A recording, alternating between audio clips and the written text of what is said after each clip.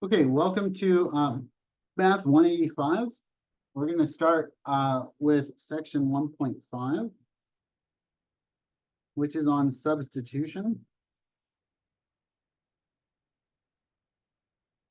Okay, we're going to review integration a little bit here from Calc 1. How do we integrate using substitution? Okay, integrate. The integral is z times the square root of z squared minus 5 dz. Okay. So let u equal what? What should I let u be equal to here?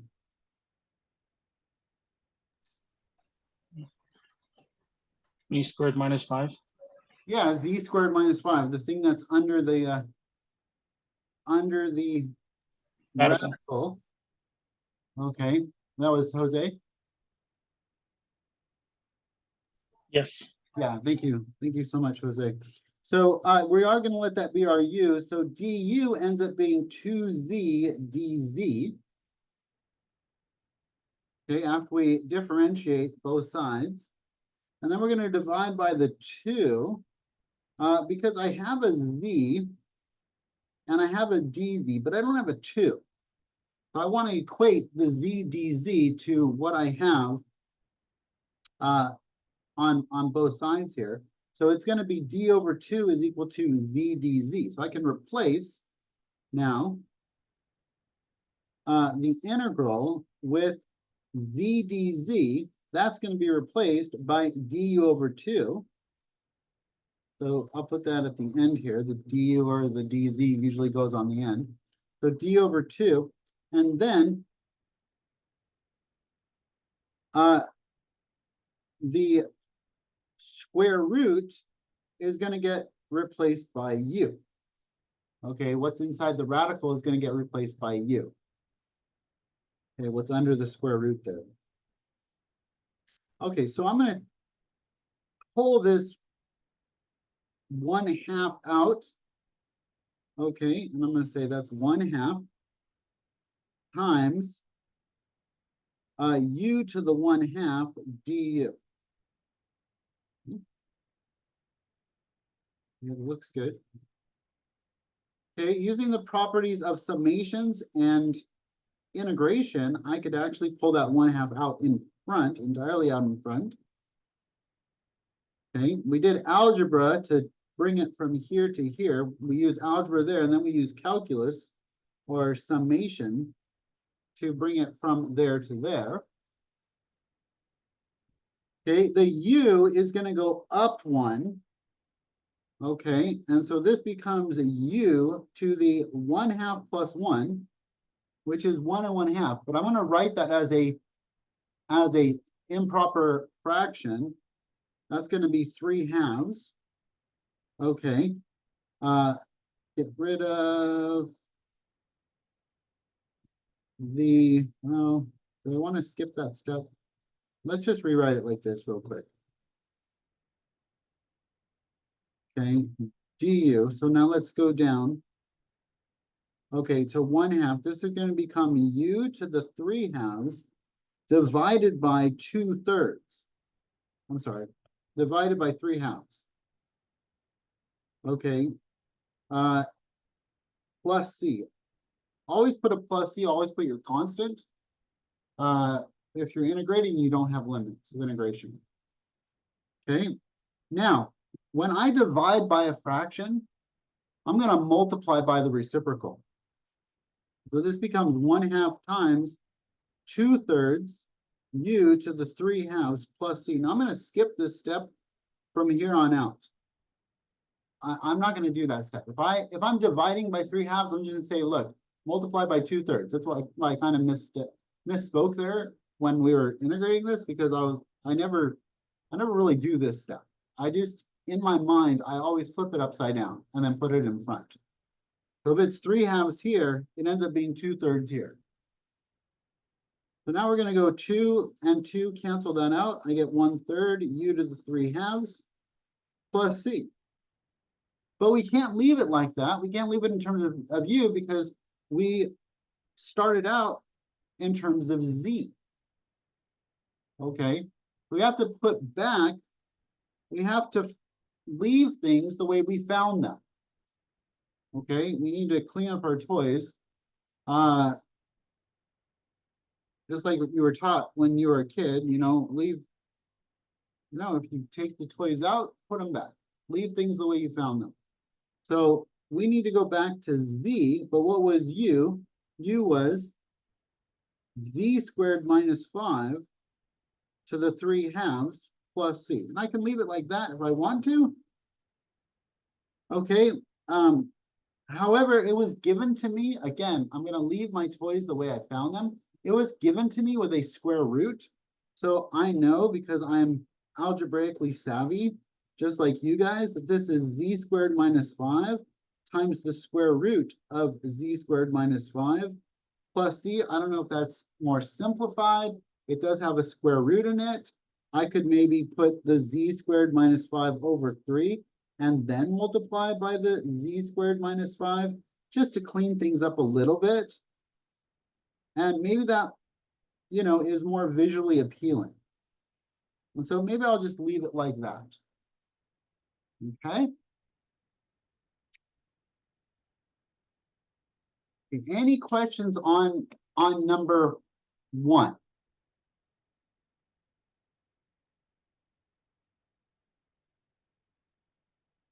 Let me know.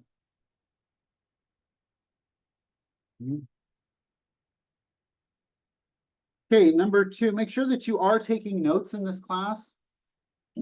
Where did the second term in the final answer come from? The second term? The square root, you mean? Yeah, okay, so if we take, say, 5 to the 3/2 power, that's 5 to the first power times 5 to the 1/2 power, right? So isn't that the same as just 5 times the square root of 5?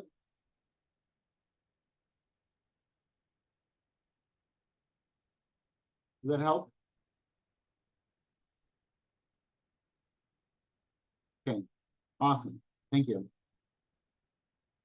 Yeah, no, that's fine. Like, maybe you're a little rusty after the summer with your algebra. I can understand that. Okay, number 2. Okay, integrate. Okay, the integral of sine t over cosine cubed t dt.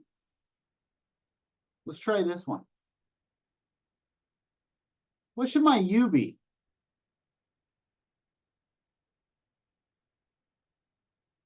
Cosine cubed t? Cosine cubed t? You can just put cosine. Yeah, I think it's just cosine. I think we just want cosine. Think of cosine cubed as cosine cubed, right? And then we just say, well, okay, what's inside the more complex operation? Well, that's the cosine is inside the more complex, it's more complicated because it's being cubed. So I'm going to let u be cosine t.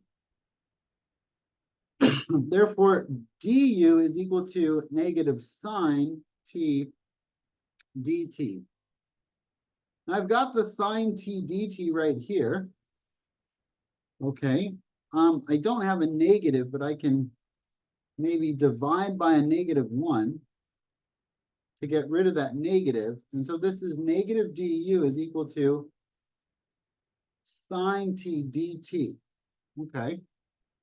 So if the cosine is my u, cosine is u, and then negative du is my sine t dt, then I can say, okay, well, this guy here, the sine t dt, that's going to be negative du, and this cosine t here is going to be u. So let's do our u sub. Okay, so this is going to become negative du over u cubed. Okay, negative du over u cubed. Okay, so now let's rewrite this a little bit. U cubed in the denominator is going to be u to the negative third power. So this is negative u to the negative third power du. Okay, good, good. I like what I've done there. We're going to add 1 to this and then divide. Right? So if we add 1, that's negative 2. So we're going to have to divide by negative 2. The reciprocal of negative 2 is negative 1/2. Now don't miss this negative here. Okay? There it's a negative and then a negative 1/2. U to the negative 2 plus c. Always plus c. Okay? Always plus c. Okay? One of my favorite movies is The Karate Kid, and there's a spot in it where Daniel is doing the wax on, wax off, wax on, wax off, and then he's like, comes over, he's like, okay, bow, bow at the very end. He's like, bow, and he says, always look high, Mr. Miyagi. Always look high. And that's, in this case, it's always plus C. Make sure you always put your plus C. Always plus C. Make sure you put your plus C at the end of your indefinite integrals. Okay? Or Mr. Miyagi is going to haunt you in your dreams. I've already sent him over. Okay. So this is going to be 1/2. What was u though? Okay, this is, well, u to the negative 2 is u squared plus c. But now what's u? U is cosine, right? That's what we set up our u to be. Up here was cosine t. Okay, so we've got to go back to the cosine t. So this is going to be 1 over 2 cosine squared t plus c. Always plus c. Okay.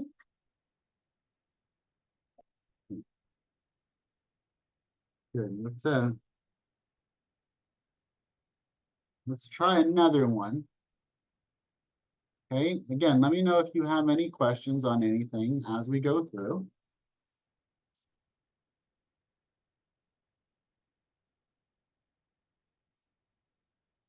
Okay, integrate. Okay, x over the square root of x minus 1 dx. Everybody knows what Cobra Kai is. Netflix, baby. Okay. Okay. X over the square root of x minus 1 dx. What's our u going to be? Is it x minus 1? It is x minus 1. Thank you, Corey. Okay. Okay, so u is x minus 1. Okay. Okay, so let's differentiate. Du equals dx. Okay, okay, so let me plug this in. I have the integral of x over the square root of x minus 1. Okay, well, x minus 1, I can replace with u, right? And dx, I can replace with du. The problem is, what the heck is that guy going to be? I don't have a replacement for x.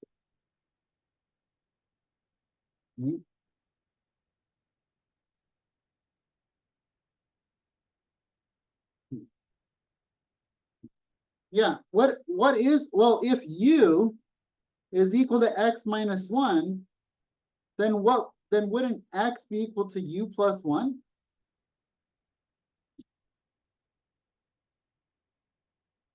Well, doesn't that make sense?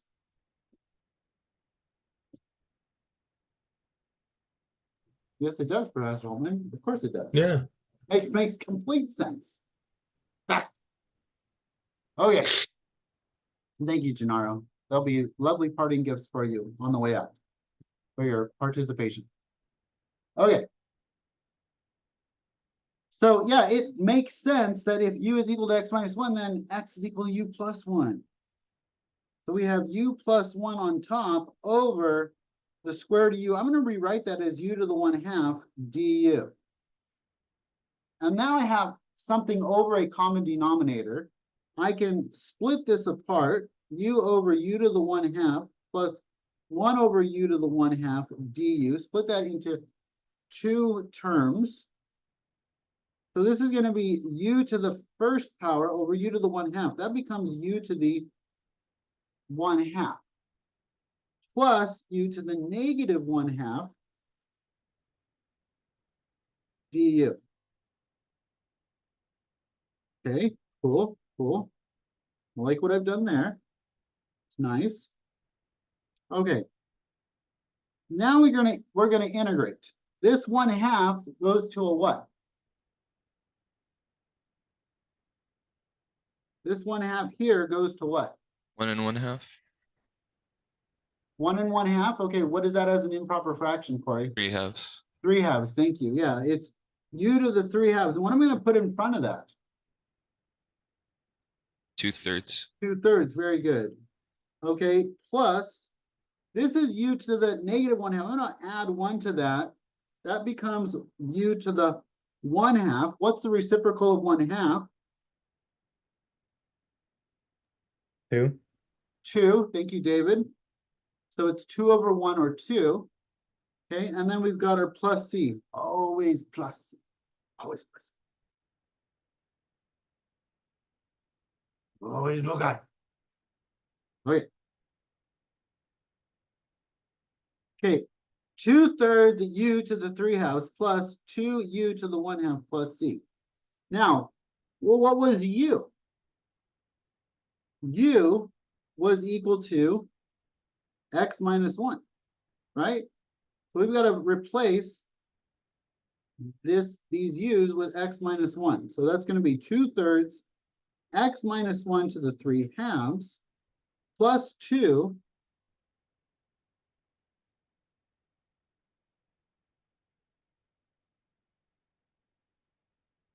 okay, u, or sorry, not u, x minus 1 to the 1/2 plus c. Okay. Now you might think we're done with the problem, but you'd be slightly mistaken. Okay, we're not done with the problem. Why?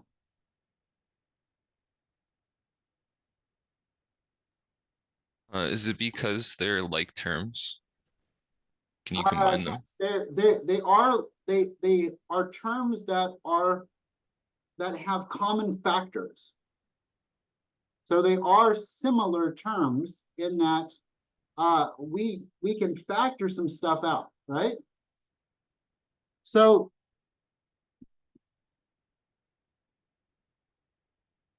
I could factor out an x minus 1 to the 1/2 from both of these. I could break this guy up into 2/3 times x minus 1 times x minus 1 to the 1/2 plus 2 times x minus 1 to the 1/2 plus c, right? So we could then factor out this x minus 1 to the 1/2. So we get x minus 1 to the 1/2 times 2/3 times x minus 1. That's what's left over here. And then plus 2, that's what's left over there. Okay, basically times 1. Okay, and then plus c. Okay, good to know. Nice. I like what I've done there. Okay, now let's clean up the inside here. Let's distribute. We get x minus 1 to the 1/2 times 2/3 x minus 2/3 plus 2. Okay, plus c. 2 minus 2/3, that's going to give me, well, 2 is 6/3. So 6/3 minus 2/3 is 4/3. So that when I combine this, I get 4/3 plus 2/3 x plus c times x minus 1 to the 1/2. Now I can, these still have a common factor. They have a common factor of 2/3. So I can pull a 2/3 out of that. I'm going to put that 2/3 in front times x minus 1 to the 1/2 times, and then this is going to become 2x. Oops, not 2x. This is going to be x plus 2 plus c. And again, the last thing I'm going to want to do is I'm going to put my toys back the way I found them. What's the last step that I want to do here?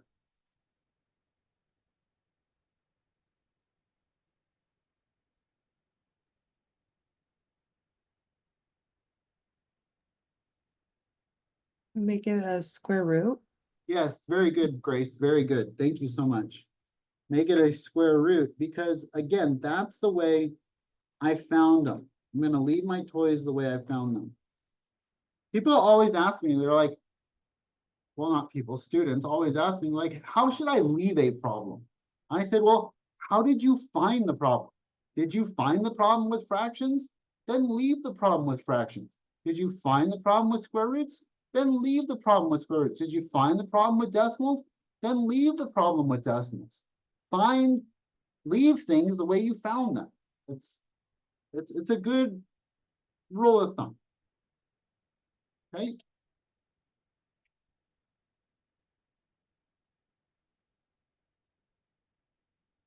Okay, number 4. Could I ask a question real Yeah, quick? absolutely. If you could scroll up to when there was still a polynomial in the numerator. Is that like the best way to generally split them? Where you had, excuse me, sorry, I'm looking at my own work. When you had u plus 1 over u to the 1/2, like, is it generally just best to split them into their own fractions? Yes, that is the best approach. Okay, thank you. Yeah.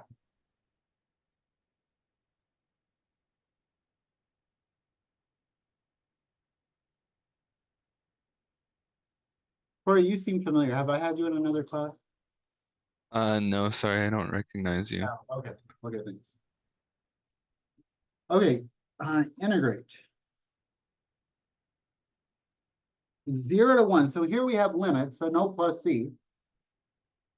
X e to the 4x squared plus 3 dx, right? So what's our u going to be? U is going to be the, Plus squared plus 3. yeah, the exponent. Okay, it's usually the function inside a function. The nested function is the innermost function. Is usually the u. So 4x squared plus 3 du equals what? What does du equal? AX. Yeah, 8x dx, right? 8x. Yeah, sorry, DX, yeah. Yeah, no worries. I have an x and I have a dx. I do not have an 8. So I'm going to move that 8 to the other side. I get d over 8 is equal to x dx. Okay, good, good, good. Okay, so, but what do I do with these limits? These limits are in terms of x. They're with respect to x. I want the limits now to be with respect to u. I want to turn everything into u's. So, well, I know what u is. U is equal to 4x squared plus 3. So if I plug in 0 for x into u, I should get the limits in terms of x equaling 0, but now they're going to be in terms of u. Okay, so if I plug in 0 here for x, well, that just gives me 3. So my new lower limit is 3. U of 1 is going to be equal to 4 times 1 squared plus 3, which is 7. So my new lower limit is 3. My new upper limit is 7. And then this becomes e to the u du over 8. right? Make sense? I can pull the 1/8 out in front. We'll go 1/8 e to the u du. I could either pull it inside the integral or I could pull it outside the integral. Either way is fine. Okay, the integral of e to the u is what?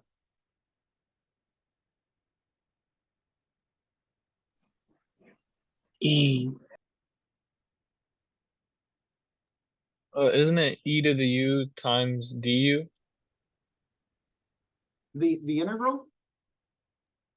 Oh, sorry, no, not the integral. The integral would be e to the u over 1 over du. There's no du when I integrate. Isn't it just EU? Yeah, it's just e to the u. E to the u, the integral of e to the u is e to the u. It is itself.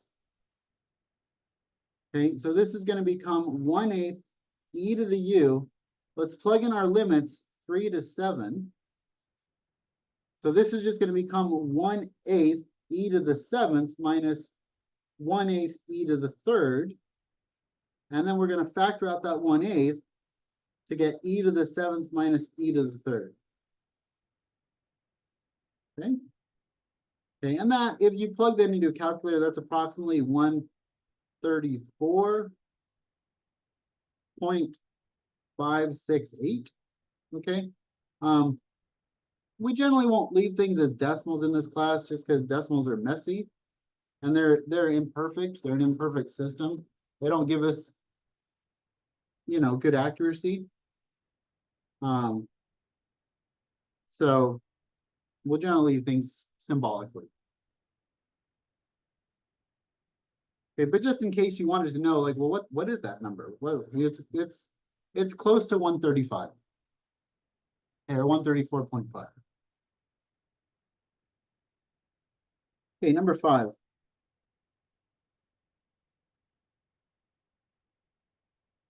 Okay, integrate. 0 to pi over 4. Nope, pi over 2. Sorry about that. 0 to pi over 2 of cosine squared theta d theta. Okay, cosine squared theta d theta. Okay, so this one involves trigonometry. Okay, I'm going to put a little cheat sheet in the I'll post this on Canvas as well, but I'll give you a little trig sheet to start off with here, just in case you don't have every single trigonometric identity memorized, although you should. Okay, I'm going to upload a sheet for trigonometry. Let me do that right now.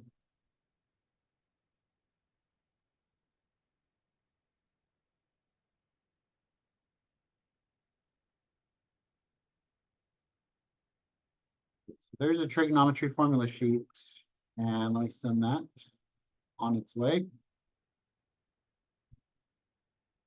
You can download this. This should also be available at the Math Center. If you're ever on campus, you can stop by the Math Center, and they have these handouts as well. Okay.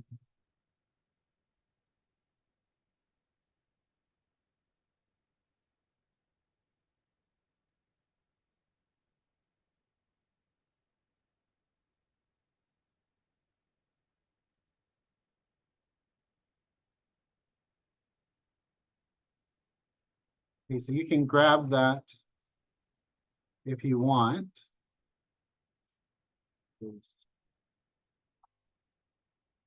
So Pablo asked, I have a question. Do we get a 10 to 15 minute break, or do we just keep going until we have to leave? Yes, I generally will continue to lecture all the way through, and then maybe we'll leave 10 to 15 minutes early. Okay, it depends on how much material I have to cover that night, but I generally don't take a break if it's less than 2 hours. You're welcome. I didn't mean to call you out, but you know, since I'm sure other people have the same question.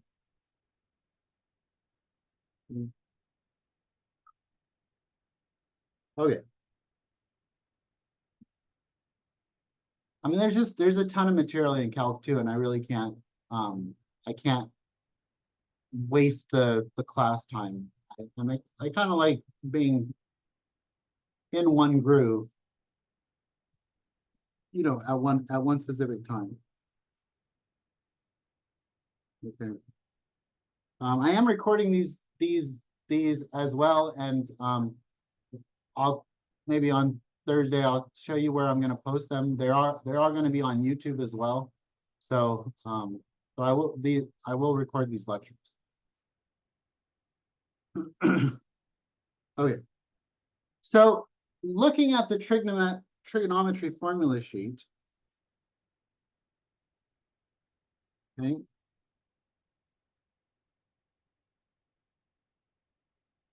Hopefully y'all got that sheet. Maybe not. No, hopefully.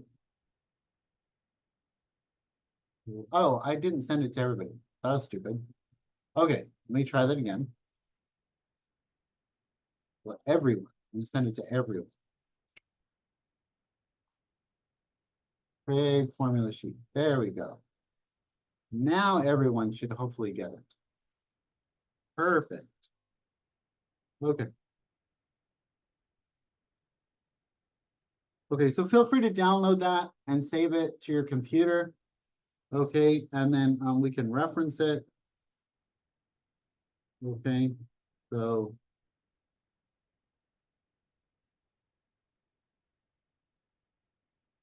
Okay, and on this trig formula sheet, there should be something called a double angle. There will be a double angle formula or a half angle formula. We're going to use a half angle formula here. Okay, so on the sheet, it shows as, let me see real quick. Look at the syllabus.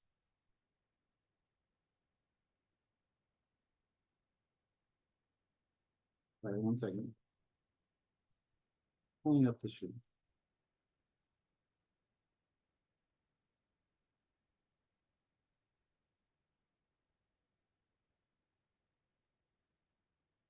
Okay, on the formula, my half angle identity is right for cosine is this one right here. Right? Well, hopefully everybody can see the one that I've circled. Okay, that's now I'm going to break it up into a common denominator of 2, but this is called the half angle formula. Okay, from trigonometry. So I don't know if you want me to zoom in on that or not. Come on, move, please.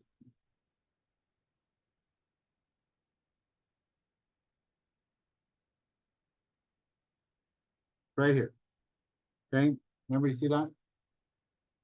Okay, cosine squared equals 1 plus cosine 2 theta over 2. So in order to integrate, I'm going to have to take something that is squared, that is a power of 2, and then change it into something that's linear. And take something that's quadratic and turn it into something that's linear, so that we can do the integration. Okay. Now you're going to you're going to want to memorize these two. Okay, just because we're going to be utilizing them a ton in this course, like a ton. Okay, so these two we're going to utilize a bunch. Okay, so just get familiar with it. That's why I kind of have it as one of my examples at the very beginning of the course, because we're going to use these guys a lot. Okay. Okay. I am gonna break them up a little bit differently. Okay. You want to save changes? Okay. So I'm gonna say that this thing is 0 to pi over 2 of 1/2 plus 1/2 cosine 2 theta d theta. Now that cosine squared theta from my trigonometry sheet, okay, what was equal to 1 plus cosine 2 theta over 2, and I just use a common denominator, 1/2 plus cosine 2 theta over 2, and this is 1/2 plus 1/2 cosine 2 theta. It's just easier to integrate using that form. So I would encourage you to memorize that form of the half angle identity, because why do these extra 2 steps if you don't have to, right? We can skip step, 2 steps here if we can just be like, oh, go directly from here to here. Does that make sense? I've shown you the algebra once, just memorize it, that is that, and you don't ever have to show me the algebra ever again. Okay? Why make life harder than we need to? Okay, so we're gonna integrate this guy here. I'm gonna break this up into 2 integrals. This is 1/2 d theta plus the integral 0 to pi over 2 of 1/2 cosine 2 theta d theta. One of these is going to need a u substitution, and one of them is not. Okay, this one I can just integrate directly. The integral of 1/2. Okay, what's the integral of 1? The integral of 1 dx, isn't that just x? Right? The integral of 1 dx, that's just x. So what's the integral of 1/2 with respect to theta? Well, that's just 1/2 theta, evaluated from 0 to pi over 2. Right? We'll get to that in a minute, what that is. Well, maybe we'll continue on here. Yeah, let's just continue down. So this is, plug this in for theta, these 2 guys. This is going to be 1/2 times pi over 2 minus 1/2 times 0, which is pi over 4. This goes away because it's 0. Okay, so that's going to be pi over 4. Okay, over here, we're going to go plus this integral here. Now this guy is going to require a u sub. So let's do a u sub here. U is going to be equal to 2 theta. Okay, because that's what's inside the cosine function. Again, we get nested functions, functions inside functions. It's like function inception. Okay, we're going, 2 layers deep with the functions here. Actually, 3 layers deep if you consider the 1/2, right? If we were to use parentheses, we'd say this is 1/2 times cosine of 2 theta. Okay, and you can see, well, that 2 theta is my innermost function. And so we're generally going to let the 2 theta, are generally going to let our innermost function be our u. Okay, so u is equal to 2 theta, du is equal to 2 d theta. Okay, and so I don't have a 2, I have a 1/2, but I don't have a 2. Okay, let's move this down here. I'm gonna actually physically move it. I'm gonna lasso it and move it down. Okay. So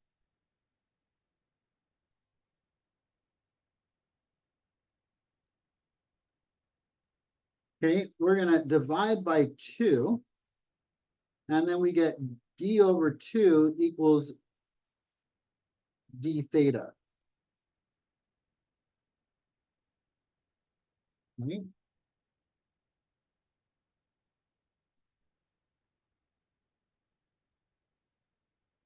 Okay. So when I plug this in to replace, well, I've got to replace my limits as well. Okay, we have our d theta is going to be du over 2, and then our 2 theta is going to be u. Okay, so this thing becomes du over 2. But I have to worry about my limits of integration. So let's think about what our limits of integration are going to be.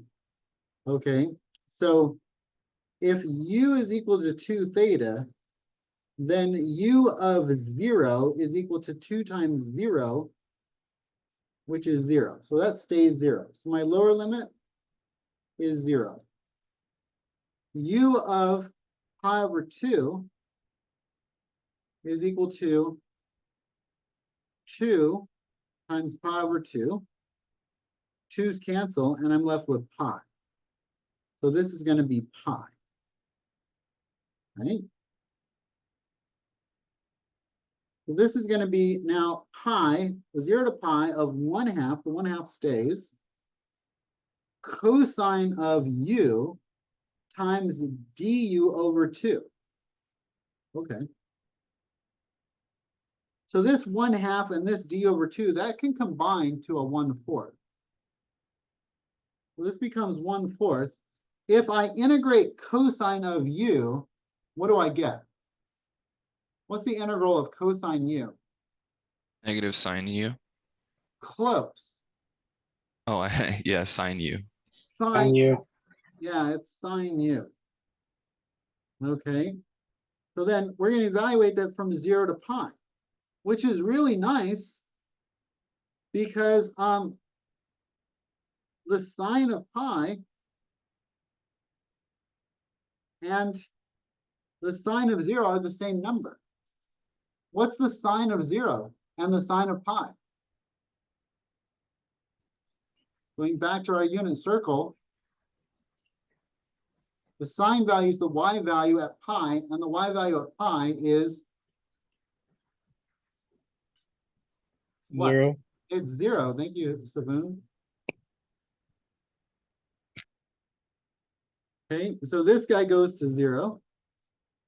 The sine of 0 is also 0. So that guy goes to 0.